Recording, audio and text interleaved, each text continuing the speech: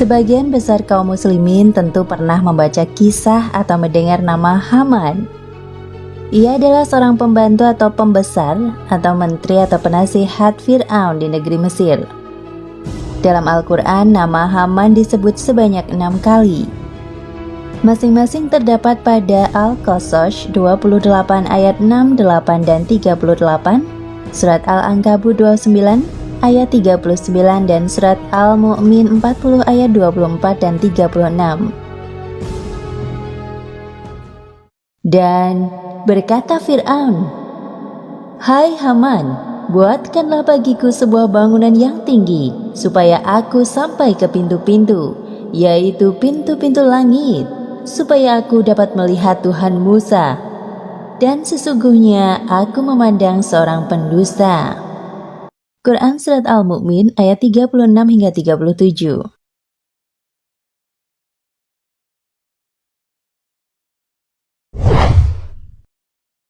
Dan berkata Fir'aun, "Hai pembesar kaumku, aku tidak mengetahui Tuhan bagimu selain aku. Maka bakarlah, hai Haman, untukku tanah liat. Kemudian buatkanlah untukku bangunan yang tinggi, supaya aku dapat naik melihat Tuhan Musa. Dan sesungguhnya aku benar-benar yakin bahwa dia termasuk orang-orang pendusta." Quran Surat Al-Qasas ayat 38.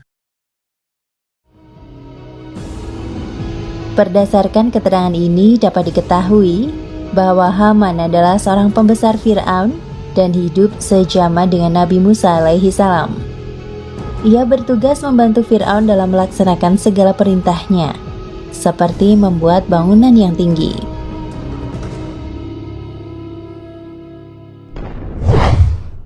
Di kerajaan Fir'aun, Haman menempati beberapa posisi penting kerajaan, seperti menteri, penasihat raja, terutama bidang keagamaan, dan sebagai pelaksana proyek pembangunan menara.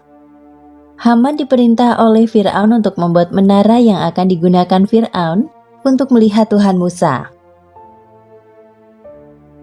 Pembuatan menara itu membutuhkan 50.000 pekerja dan belum termasuk tukang untuk membuat kuil-kuil. Haman jugalah yang menasihati Fir'aun untuk menolak misi keagamaan Musa.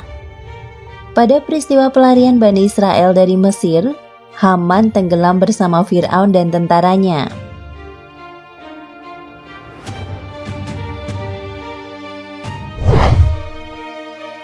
Kisah Haman ketika menjadi penasihat Fir'aun. Istri Fir'aun terguncang hebat. Sang raja dikalahkan begitu saja oleh pemuda belia bernama Musa. Tipu dayanya memanggil para ahli sihir dari penjuru negeri Mesir, berakhir kekalahan. Alih-alih mengalahkan Musa, para penyihir malah tertunduk sujud menyembah Tuhan Musa dan enggan lagi menuhankan Fir'aun.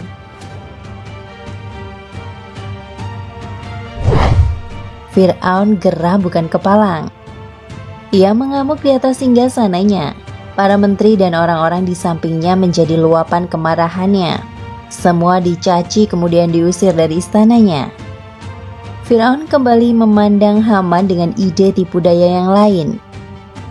"Wahai pembesarku, akulah Tuhan kalian. Bersama Haman, bangunlah untukku sebuah menara yang menjulang tinggi, supaya aku sampai hingga pintu-pintu langit.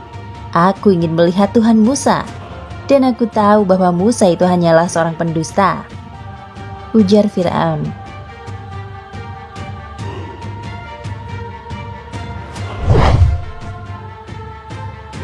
Hati Fir'aun benar-benar tertutup. Ia terhalang menuju jalan yang lurus. Pun para pembesarnya tak dapat menolak perintah sang raja. Haman pun segera memerintahkan para pembesar lain untuk memenuhi keinginan Fir'aun. Namun itu hanyalah sifat munafik Haman. Ia sebenarnya tahu betul bahwa mustahil membangun menara seperti yang diinginkan Fir'aun. Bahkan meski peradaban Mesir kala itu dipandang maju, membangun menara hingga pintu langit merupakan perkara ajaib yang tak mampu dilakukan. Kendati demikian, ia mengiyakan perintah Fir'aun agar sang raja tak murka padanya.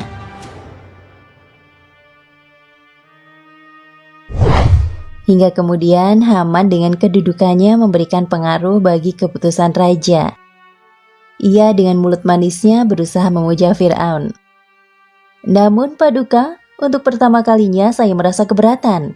Kendati Anda telah membangun menara menjulang, Anda tak akan pernah menemukan siapapun di langit. Karena memang tidak ada Tuhan selain Anda, ujar Haman.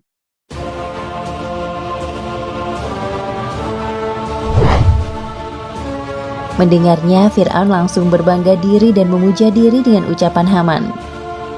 Fir'aun pun kemudian mendeklarasikan diri kembali menjadi Tuhan. Wahai pembesar kaumku, aku tidak mengetahui Tuhan bagimu selain aku, ujar Fir'aun. Fir'aun pun kemudian menyebarkan rumor di tengah masyarakat. Setiap orang yang berani melawannya dan menyembah selainnya, maka akan mendapat hukuman mati.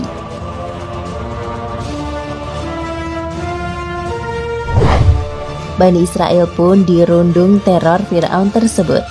Apalagi Haman mengusulkan agar Fir'aun membunuh setiap pria dan menodai setiap wanita di antara para pengikut Musa.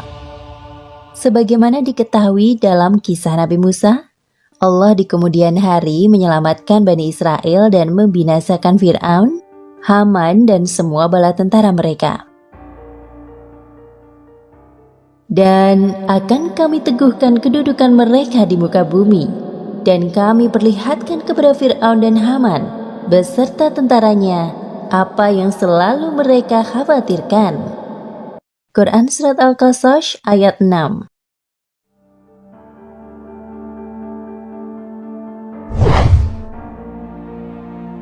Keterangan ayat menyebutkan bahwa yang dimaksud kekhawatiran Fir'aun dan Haman ialah kerajaan yang akan hancur oleh Bani Israel.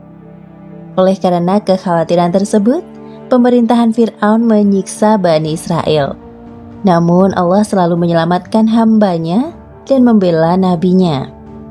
Wallahu a'lam bishawab.